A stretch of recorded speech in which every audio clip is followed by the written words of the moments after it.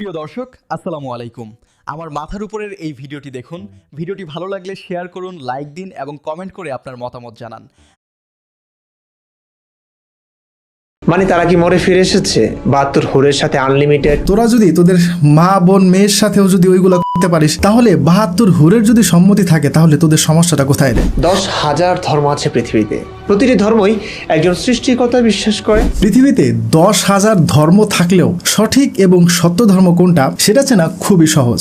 Nokia phone বাজারে প্রথম এসেছিল, তখন নোকিয়া ফোনের আদলে কিন্তু অনেক নকল নোকিয়া ফোন কিন্তু বাজারে এসেছিল। পৃথিবীতে যত ধর্ম আছে সবাই কিন্তু মানুষ নিয়ে এসেছে। সরাসরি ঈশ্বর আল্লাহ ভগবান এসে বলেনি এই লোকটাকে আমার দূত হিসেবে, প্রতিনিধি হিসেবে তোমাদের কাছে পাঠিয়েছি। কখনো শুনেছেন যে একজন রাজা সে নিজের রাজ্যের প্রতিটি প্রজার ঘরে ঘরে গিয়ে এটা বলে যে আমি হচ্ছি তোমাদের এই রাজ্যের রাজা? নাস্তিকরা নাকি সবার আগে জান্নাতে যাবে। কি হাস্যকর কথা! যারা পরকাল বিশ্বাস করে না, যারা সৃষ্টিকর্তায় বিশ্বাস করে না, তারা বলে তারা নাকি সবার আগে জান্নাতে যাবে। তো চলুন আমরা সেই নাস্তিকটার ভিডিওটা দেখি এবং এটা বোঝার চেষ্টা করি যে আসলে সে কোন যুক্তির মাধ্যমে এটা বলেছে যে পরকাল বলতে যদি কোনো একটা কিছু থাকে তাহলে নাস্তিকরা সবার আগে জান্নাতে যাবে। এবং সে কিছু কুযুক্তিও দিয়েছে এবং বিভ্রান্তমূলক কিছু কথাও বলেছে। ইনশাল্লাহ আমি এই ভিডিওর মাধ্যমে তার ওই কুযুক্তিগুলো খণ্ডন করব। তো চলুন আগে আমরা দেখি সেই নাস্তিকটার যে আর্গুমেন্ট সেগুলো কি কি।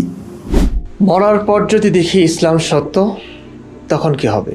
মরার পর পৃথিবীর ইতিহাসে এই পর্যন্ত কেউ ফিরে এসে বলেনি যে সে বুঝে গেছে তার সঙ্গে কি হয়েছে বা ঘটেছে, জান্নাত বা জাহান্নাম, ভালো না মন্দ, আসলে কি হয়েছে তার সঙ্গে, এসব কিছুই কেউ মরার পর ফিরে এসে বলেনি। তাহলে এই কথাটা যে বা যারা বলে যে মরার পর বুঝবি, তারা আসলে কেমন বোঝার কথা বলে? মানে তারা কি মরে ফিরে এসেছে 72 হুরের সাথে আনলিমিটেড করে এসেছে? তো এখানে আসলে অনেক মুসলিম ভাইয়েরা তার ভিডিওর নিচে গিয়ে কমেন্ট করে। যদিও আমি অনেককেই বলি যে ভাই, নাস্তিকদের ভিডিওতে আপনারা কখনো কমেন্ট করবেন না, কিন্তু তারপরেও অনেক মুসলিমরা সেখানে গিয়ে কমেন্ট করে যে মরার পরে বুঝবি। কিন্তু ওর যে কথা সেটা হচ্ছে যে এখন পর্যন্ত কেউ কি মরে গিয়ে জীবিত হয়ে আবার এসে বলেছে যে মরার পরে কি হবে?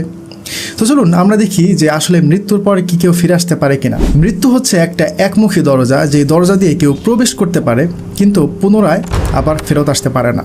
মৃত্যুর পরে যদি কেউ আবার ফিরে আসতো পৃথিবীতে, তাহলে এই পৃথিবীতে খারাপ মানুষ বলে কেউ থাকতো না, পৃথিবীতে এত ধর্ম থাকতো না এবং ওরাও নাস্তিক হতো না।